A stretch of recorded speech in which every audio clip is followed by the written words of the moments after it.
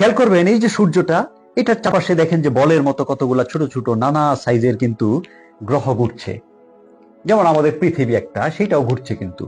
এবং এই যে একটু নীল একটু সাদা টাইপের যে ছোট্ট বলটা দেখছেন, এই যে ঘুরছে যাচ্ছে, এই যে দেখেন, এইটা হচ্ছে আমাদের পৃথিবী।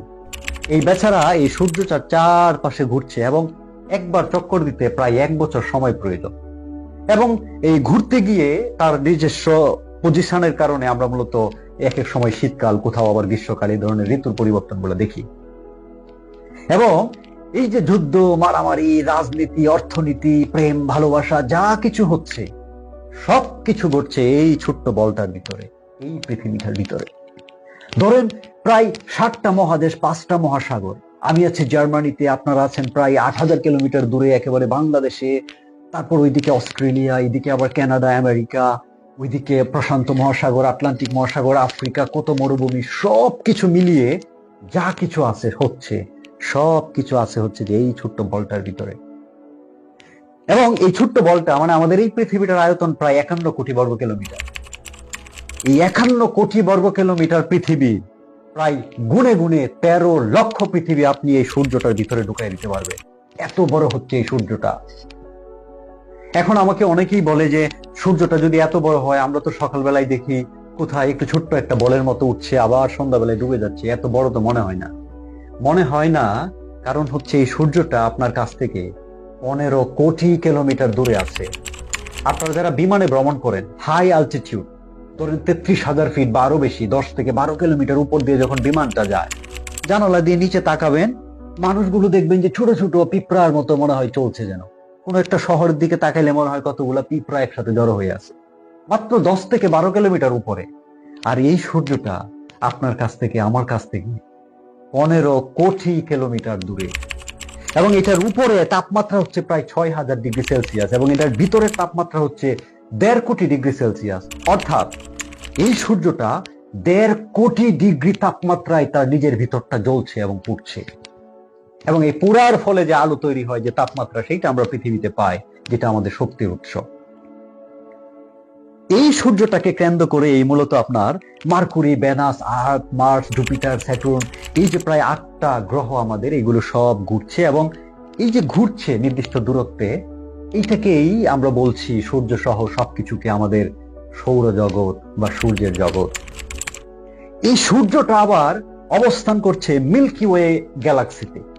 এইটা হচ্ছে যে মিল্কি ওয়ে গ্যালাক্সি। গ্যালাক্সি মানে হচ্ছে যেখানে অনেকগুলো নক্ষত্র, সূর্য কিন্তু একটা নক্ষত্র, এইরকম ধরেন একটা নক্ষত্র যার পাশে আরো বিভিন্ন কিছু ঘুরছে, সবকিছু যেখানে একসাথে অনেকগুলো পুঞ্জাকারে ঘুরে, এটাই হচ্ছে গ্যালাক্সি।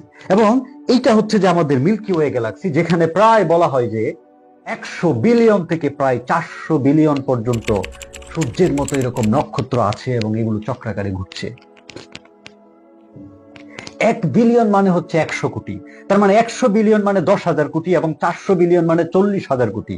অর্থাৎ এই মিল্কি ওয়ে গ্যালাক্সিটার ভিতরে সূর্যের মতো, যে সূর্যটা পৃথিবীর তুলনায় প্রায় 13 লক্ষ গুণ বড়, এইরকম প্রায় 10,000 থেকে 40,000 কোটি নক্ষত্র থাকতে পারে আমাদের এই মিল্কি ওয়ে গ্যালাক্সিটার ভিতরে। এবং এই মিল্কি ওয়ে গ্যালাক্সিটা এত বড়, এর এক মাথা থেকে আরেক মাথায় আলোর গতিতে যাইতে প্রায় 1 লক্ষ বছর প্রয়োজন। অর্থাৎ সহজে বলছি, ধরুন আপনার বাড়িতে যদি একটা টর্চ লাইট থাকে, আপনি রাতের বেলায় একটা গাছের দিকে ধরেন লাইটটা ধরলেন, বা রাস্তার দিকে, আপনার লাইট থেকে, টর্চ থেকে যে লাইটটা বের হয়ে যায়, এর গতি হচ্ছে সেকেন্ডে 3 লক্ষ কিলোমিটার। ধরেন আমাদের ওই যে চাঁদটা পৃথিবীতে যেটা রাতে দেখেন, এইটা হচ্ছে যে প্রায় 3 লক্ষ কিলোমিটার দূরে আছে। ধরেন আপনি যদি একটা পাওয়ারফুল লাইট এটার দিকে তাক করে সুইচ টিপেন, 1 সেকেন্ডে এই লাইটটা চলে যাবে ওই চাঁদে। এত দ্রুত যায় হচ্ছে আলোর গতি। এই আলোর গতিতে, এত স্পিডে এই মিল্কি ওয়ে গ্যালাক্সিটার এই মাথা থেকে ওই মাথায় যাইতে আপনার 1 লক্ষ বছর সময় প্রয়োজন। এত বড় হচ্ছে এই মিল্কি ওয়ে গ্যালাক্সিটা, যেখানে প্রায় 100 থেকে 400 বিলিয়ন নক্ষত্র আছে সূর্যের মতো।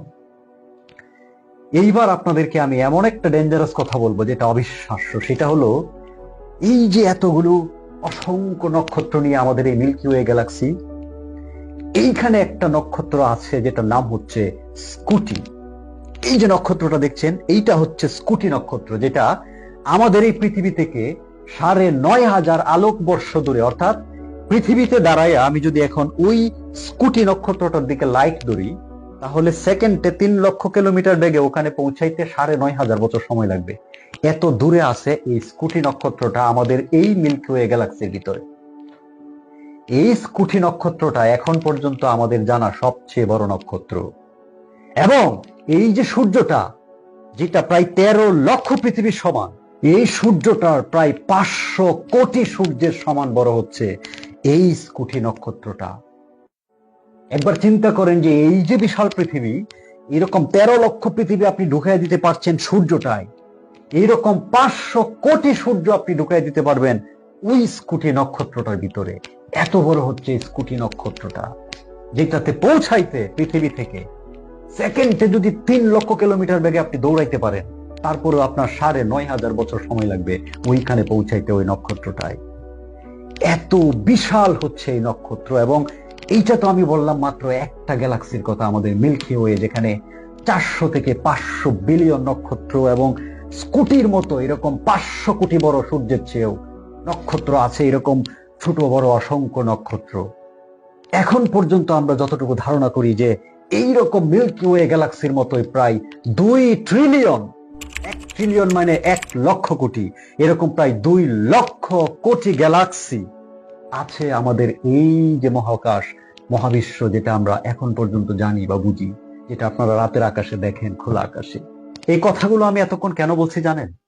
এই যে এত বিশাল আমাদের এই অস্তিত্বমান জগৎ, এত এত নক্ষত্র, এত এত বিশালতা, গ্যালাক্সি, সমস্ত কিছু, এই সমস্ত কিছুর পিছনের কারণ হিসেবে আমরা যারা স্রষ্টায় বিশ্বাস করি, আপনারা যারা স্রষ্টায় বিশ্বাস করেন, আপনারা যারা বিশ্বাস করেন যে একজন সৃষ্টিকর্তা আছেন এর পিছনে, এবং আপনারা যদি সত্যিই সেই সৃষ্টিকর্তাকে সম্মান করেন, শ্রদ্ধা করেন, এবং আপনারা মনে প্রাণে বিশ্বাস করেন যে আপনিও সেই সৃষ্টিকর্তার সৃষ্টি, আপনি কখনোই, আমার মনে হয়, এমন কোনো কাজ লজ্জায়ও করতে পারবেন না যেটা অন্যায়, যেটা আরেকটা মানুষকে কষ্ট দেয়, দুঃখ দেয়, যেটা যুদ্ধ তৈরি করে, যেটা ক্যাওস তৈরি করে। আপনি লজ্জায় করতে পারবেন না, আরেকটা মানুষকে অপমান করতে পারবেন না, কষ্ট দিতে পারবেন না।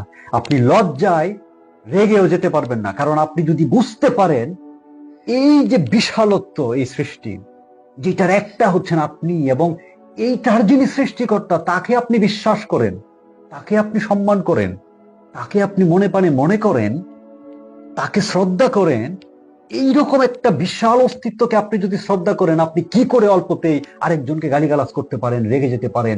আপনি কি করে আরেকজনকে মারতে পারেন, আরেকজনকে কষ্ট দিতে পারেন? আপনি কি করে যুদ্ধ করতে পারেন, খুন করতে পারেন? This is impossible. আমি যে মেসেজটা দিতে চাই সেটা হচ্ছে শুধুমাত্র পড়া কিংবা শোনা নয়, কিংবা জাস্ট বিশ্বাস করা নয়। আপনাকে এই যে বিশাল অস্তিত্বের যে চেইন, এই যে বিশালতা, সেইটা আপনাকে বুঝতে হবে। এবং এইটার যিনি সৃষ্টিকর্তা, তাকে যদি আপনি সত্যিকার অর্থে বিশ্বাস করেন, মনে প্রাণে শ্রদ্ধা করেন, আপনি যদি মনে প্রাণে মনে করেন তিনি হচ্ছেন আমার স্রষ্টা, সমস্ত কিছু স্রষ্টা, তার প্রতি শ্রদ্ধা থেকে আপনার পক্ষে অন্যায় করা, রেগে যাওয়া, মানুষকে কষ্ট দেওয়া, কাউকে মেরে ফেলা, কাউকে অত্যাচার করা, দুর্নীতি করার সুযোগ পেলে এই কাজগুলো আপনি তখন করবেন না। কারণ এতে করে আপনি একদিকে বিশ্বাস করছেন এমন একজন শক্তিশালী স্রষ্টাকে, আবার আপনি কাজ করছেন ভিন্নভাবে। সেইটা কিন্তু মিলছে না। তখন এটা আপনার জন্য লজ্জার, আপনার জন্য অপমানের। এই জন্য আমি যেটা বলতে চাই যে এই যে বিশালতা, এই যে অস্তিত্ব, সেটাকে নিজের ভিতরে বোঝার চেষ্টা করুন, সেটাকে রিয়েলাইজ করার চেষ্টা করুন, এবং এইটার যিনি স্রষ্টা, যাকে আপনি বিশ্বাস করেন, সেটা নিজের ভিতরে রিয়েলাইজ করার চেষ্টা করুন।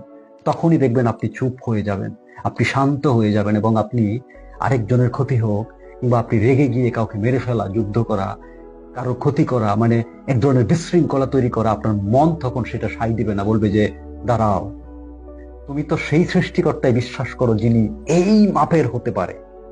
এই মেসেজটা আশা করি আপনার অন্তরে ধারণ করবে। ধন্যবাদ।